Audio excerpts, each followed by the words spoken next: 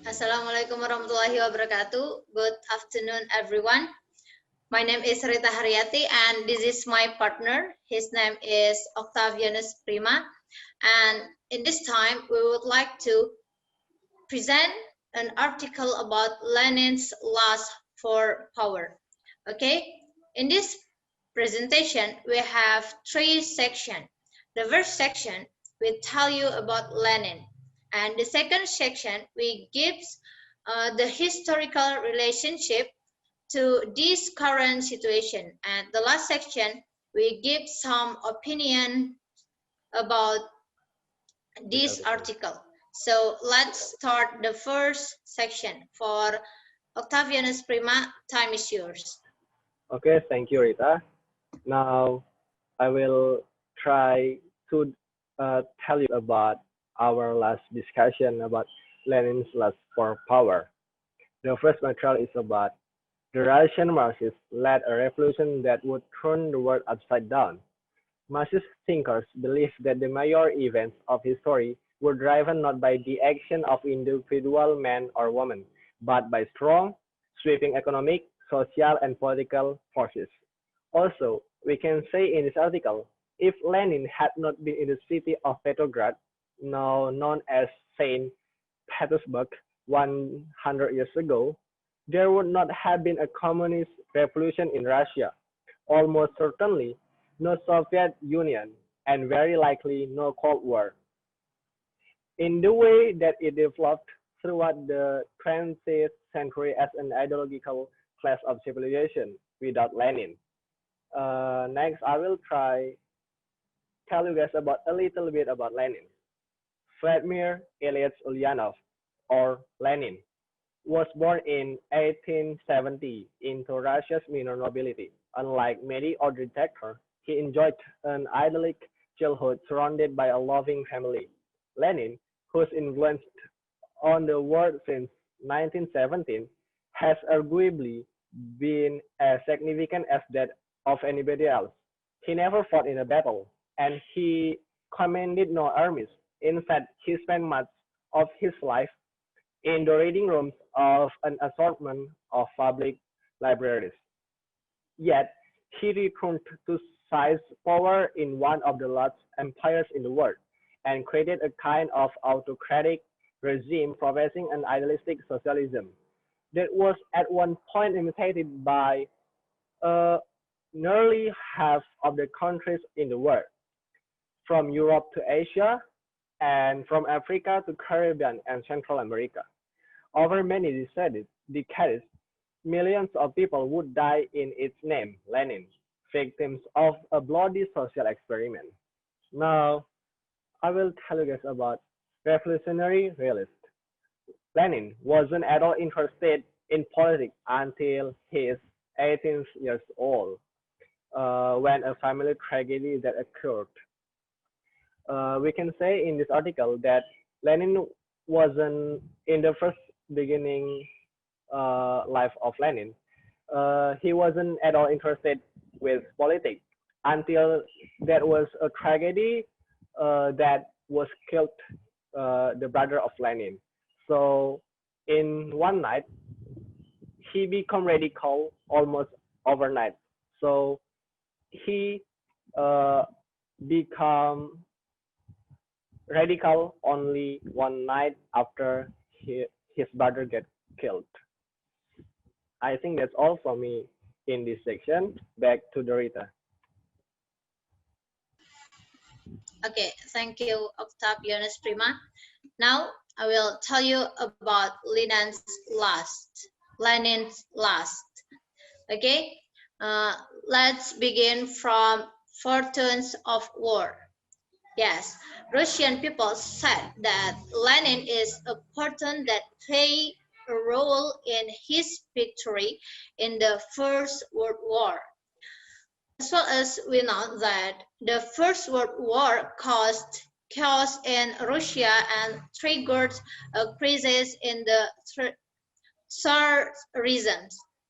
As a communist revolutionary figure, Lenin was imprisoned for his revolutionary activities in 1899, and then he exiled in Siberia. During his existence, the Soviet Union identified him as the founder of the state, both while he was alive and after he died.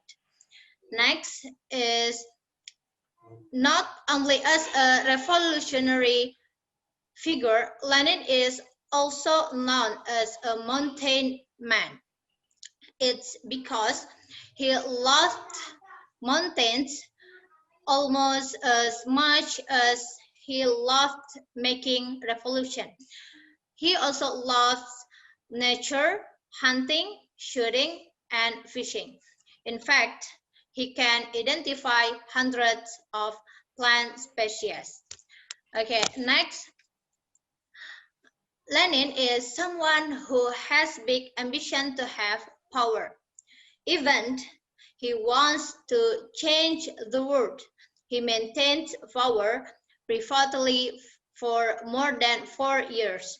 He built a system based on the idea that political terror was justified for a greater end.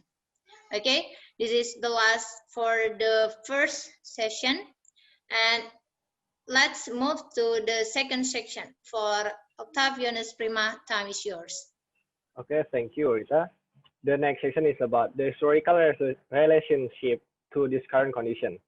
Actually, we got two aspects from this article. The first aspect is about ideology and political aspect, and the second aspect is about social aspect.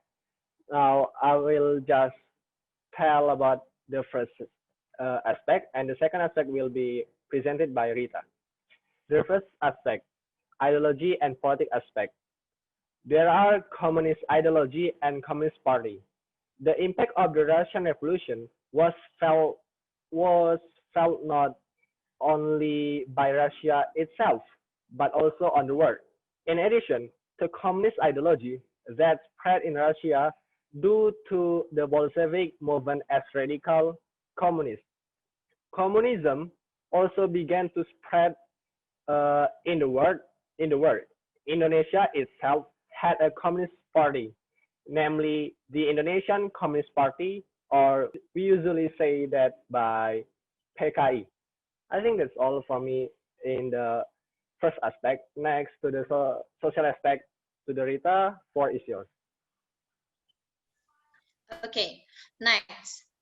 The impact of the communist revolution is also related in the current social sphere because as well as we know that at this time women has the same rights and roles as men in increasing skill and the same position in life. It is related with a communist ideology which highly upholds equality in life. Okay, next, the last section is about critical opinion about this article. Okay, for Octavianus Prima, time is yours. Okay, thank you. The last section is about, we will try to tell about our opinion after we have read this article. Actually, we got the positive impact of communism and the negative impact of communism. I will tell about the positive impact of communism. The first is make the government system stable. Because what? There's only one government that handle all of the rules in that country. So it can make the government system stable. The second is about all citizens are considered equal in the eyes of the government. According to purpose of communism, the purpose of communism is to make everyone in that country become equal. So no one feels superior in that country. And the last positive impact of communism is about there is usually no economic crisis or famine. It is easier to control unemployment, inflation, and economic disadvantages because government had complete power over everything. So the government can handle all the rules, all the people in that country, and so it will be a easier way to what to handle one country, and usually no economic crisis or famine. Next, negative impact will be presented by Rita. Rita, time is yours. Okay, thank you, Octavianus Prima, and I will give you some negative impacts of communism, which was revolutionized by Lenin. The first negative impact is there is no faith to God. So it is, of course, very contrary to various views that highly upload defined values. The second negative impact is human rights are not protected, so that many people are oppressed. And the third is society does not have individual freedom because everything has been regulated by the government. And the last one is the motivation of each individual is reduced to become a better person. So it causes many crimes occurring. Okay, that's all of our presentation. Thanks for your kind attention. Wassalamualaikum warahmatullahi wabarakatuh. Bye.